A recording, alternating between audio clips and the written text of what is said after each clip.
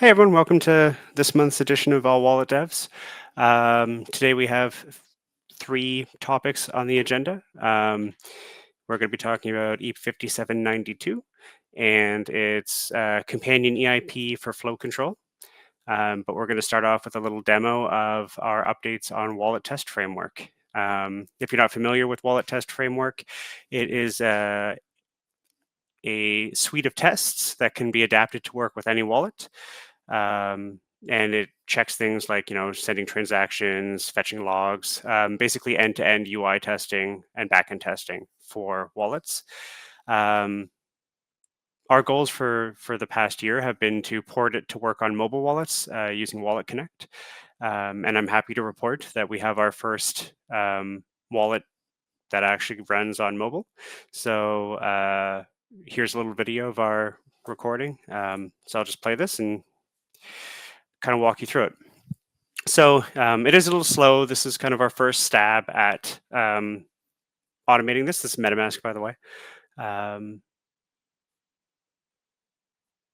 Yes, the way this works, the Wallet Test Framework has a DApp that connects through Wallet Connect to MetaMask. And then it uses Appium, so standard app automation framework, to interact with the wallet on the phone. There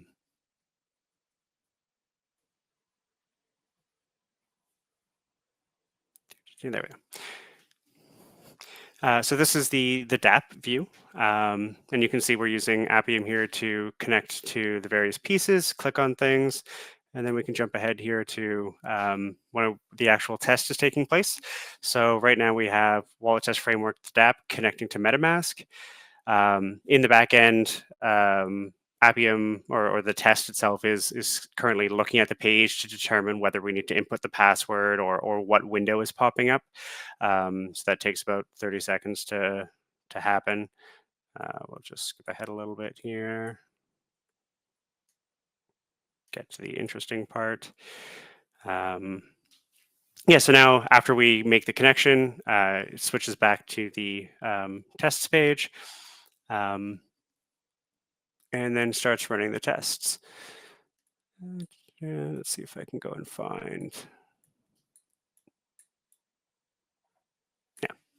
Okay, so here's Wallet Test Framework adding the test chain. So in the back end, we use currently Ganache running in the browser, and then it's proxied through our backend server to the wallet. So you actually get like end-to-end testing with a chain running in the background where we can like control mining and blocks and all of that fun stuff. And if we jump ahead, yeah, so this is the test activating the chain, and then we can jump ahead a little bit more, and we can get to, here we go. So this is what the test results look like as it's running. This is using Mocha, so nothing too fancy here. And we use VM in the back end to interact with the test chain and the wallet. And then if we speed up a little bit more here. Yeah, so, and then here we can see Wallet Test Framework actually making and confirming a transaction on chain. Yeah, I really should have edited this video down a little bit. I forget how long it is. Okay, there we go. So that's that. That's Wallet Test Framework. Here's a demo of it working on mobile. That's about it for this part of the call. Yeah, so we're going to continue working on this. Our next goal is to automate some 4337 wallets. We're looking at Pillar, Ambir, and a few other ones to see which one would be the easiest for us to start with. And then we'll have a proof of concept of it working for pretty much like browser extensions, mobile wallets, and 4337 smart contract wallets. And yes, and that'll cover, 98% of the market space or the wallet space. Yeah.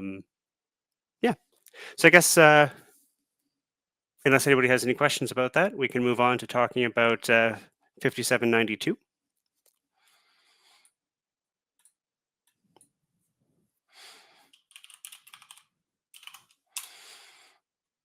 Cool. I had a question just about the the test run. Does the is does it generate a new account? Or does it just use like a pre-existing account that's already has some test stuff in there? I missed the part where. Oh, sure. So when the wallet starts up for the first time, the tests will input a seed phrase, Oh wow, and the tests then fund the first account from that seed phrase with fake ether. super cool. Yeah, it's really just end-to-end testing. We noticed that not a lot of wallets have full UI testing, so we're building it, and we're building it for everybody.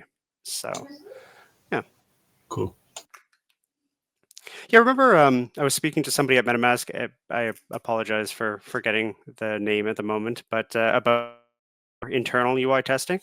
And it'd be neat to catch up with them at some point and see where we're at with that. Yeah. Yeah, I So can just add on that we have some testing. I think we might have like a somewhat similar stack, I guess. I'm also curious how you handle like other like UI differences, right? So like with MetaMask, we can like kind of hard code it to our UI, but I'm curious how if you're having to like remap that for every wallet. yeah, so we try to avoid the m times n problem that you get by hard coding each wallet. So we define like an API. We call it the glue interface. And it has things like approve, reject. It has events for notifying when dialogues pop up in the wallet. And that's all defined in like a TypeScript interface. And then for each wallet, we build basically just like a regular like node executable that translates between our API and the particular wallet's UI. So we do have to build custom code for each wallet, but we don't have to rewrite the tests for each wallet. And that's kind of the acceleration that we're going for. It's just a very small piece of code that we need to rewrite, and then everything else is the same. I see. So there's like a kind of adapter that each Exactly. wallet creates and maps it to their particular interface. Yeah, that's great. Okay, cool.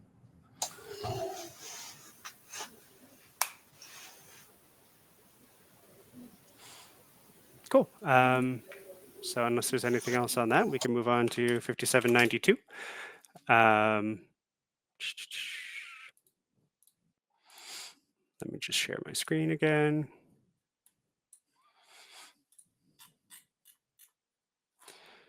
All right, so if you've been following along with EIP 5792, you're probably well aware of all of this, but if you haven't been, 5792 is an API for wallets. It defines a couple endpoints for sending batches of transactions. So this is going to become increasingly relevant as EIP 7702 gets deployed on chain in the Prague hard fork. And we're trying to push this API as like the standard way for dApps to take advantage of 7702. So the way this works is it defines two actually,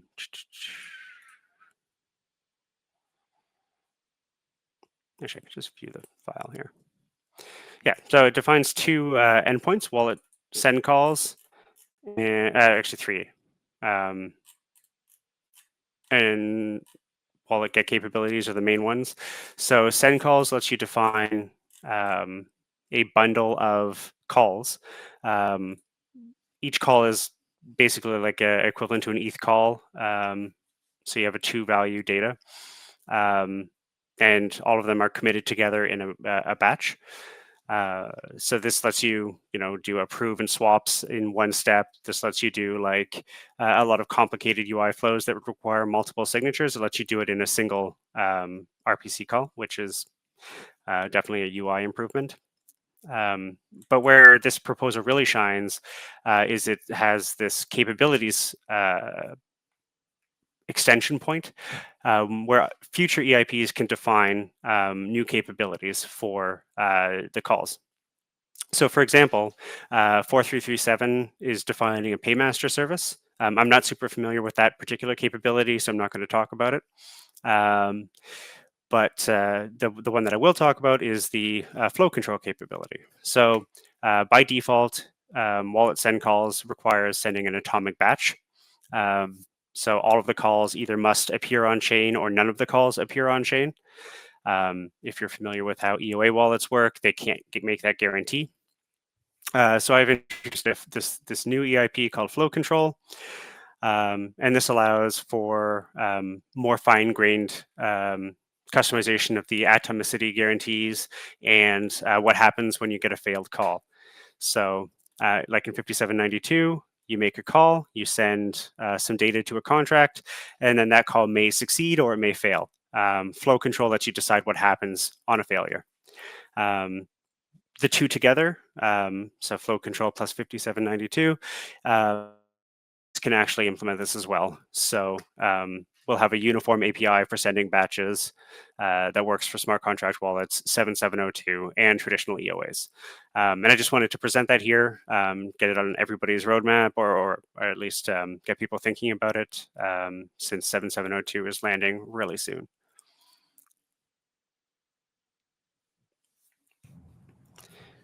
So we have a question here. I think paymasters there is foo colon bar type example. Yes, so that was an example, but there is a capability as well. Let me just go and find it. Yeah, the paymaster one is 7677. Okay. Yeah, there we go. So there are people working on standardizing it. Yeah, so that's pretty much it. Go tell your wallet developers about 5792 and flow control, and yeah, come to this Discord or the Telegram chat for this if you have any problems with it or if you have any input. That's pretty much all I have to talk about for this month. So I'll turn the floor over to anybody else who wants to talk. Can I ask a question about 5792 and the flow control? Yeah, of course. Piece. So I shared, the latest with our team at MetaMask. I'm not an engineer, by the way, so maybe speaking kind of uninformed to some extent. But the group was curious, or I think the pattern we were expecting was having to call, or having dApps have to get capabilities first before they use send calls. Is that the expected pattern that would be involved with also with flow control? So the way flow control is written, if you actually the way 5792 is written overall, is that if you request a capability that isn't supported, the wallet has to reject it. So it is safe to just skip the get capabilities call. But we do think most dApps will start with the get capabilities and then tailor their batches to the wallet support. And the reject scenario you mentioned, our team was, I think, asking to see if there was like a standard way to handle that, or if there was an error that's standardized. Yeah, so I think that is one of the. Yeah, so we are talking about that, and we're going to get error codes in here for all of the failure cases. They're just not in here yet. Great. Okay, so those are just coming, and yeah, great. Yeah, our team's sort of deep in implementation, so definitely curious where all of this is landing. But that would be great to get in, so we can follow. Yeah, if the standard. If you guys already have error codes that you're returning, like feel free to open a pull request. I don't think we've really decided on anything firm for them yet. So if you guys have, just add it to the proposal. Okay, sounds great. Thank you.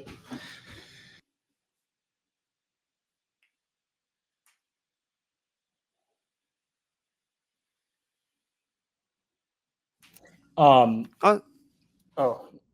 Oh, sorry, I don't really know the format of this. Can I just like ask questions? oh, it's just free, just chat. Like, yeah, Okay. there's like 8 of us, so whatever.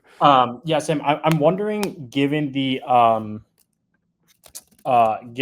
kind of I guess for people that aren't keeping up with Telegram, there's kind of some disagreement about this like atomicity requirement.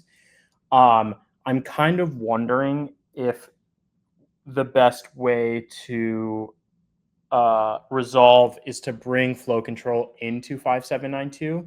I think this is kind of what you wanted originally too, but just wanted to like float that idea and see what you think about it today. I don't feel strongly about it either way. If it makes it easier for people to swallow it, then put them together by all means. Okay. Yeah, I'm chatting with some people in the background. Let me kind of circle back to you, and that might be the best way to just get people on the same page about this. Sure, that makes sense.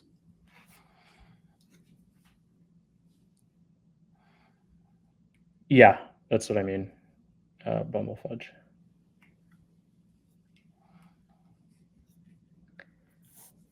It's Also, like make it a mandatory part of the standard kind of thing. yeah, and I think what is maybe missing, or it might already be part of flow control, is like similar to how with atomic batch there was like a way to express that you can do atomic batching. I feel like that's still necessary, because I've talked to some app developers who like would only do send calls if the wallet can do atomic batching. Yeah, that makes sense. So you can tell in get capabilities. Where is it here? Yeah, so you list your supported types of atomicity in the get capabilities response. Okay, gotcha.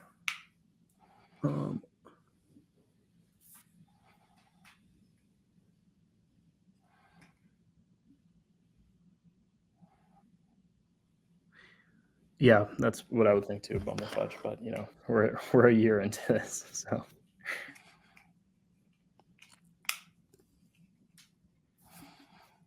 Yeah, it's been a while. We've been working on this for a long time.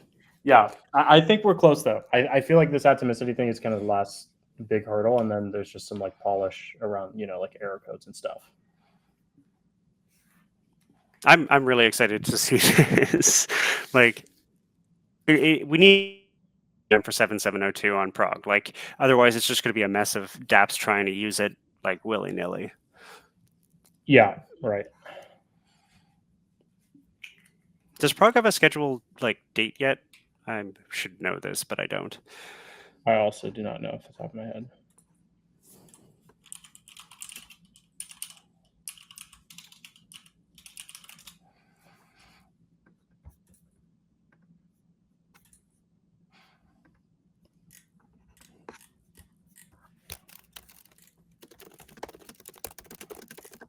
Sometime in 2024.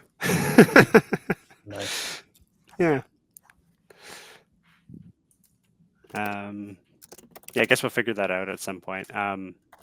Cool. So we can probably sort out the error codes and stuff asynchronously. Shoot me a message, Van Dan, if anybody wants an invite to the or Lucas to the 5792 Telegram chat. Yeah. Other than that, I think that's it for today. Cool. Yeah, thanks, Sam. And Van Dan, please reach out to me on. I just PM'd you my Telegram. We've been wanting to chat to MetaMask for a while. Really excited to hear that you guys are interested in this. Sure thing. Yeah, absolutely. I'll get the rest of the group pulled in. It would be great to collaborate on it. Awesome, for sure. I'm gonna drop. See you guys around. Thanks, Sam. Yeah, thanks for coming. Take care, everyone. Thanks, Sam.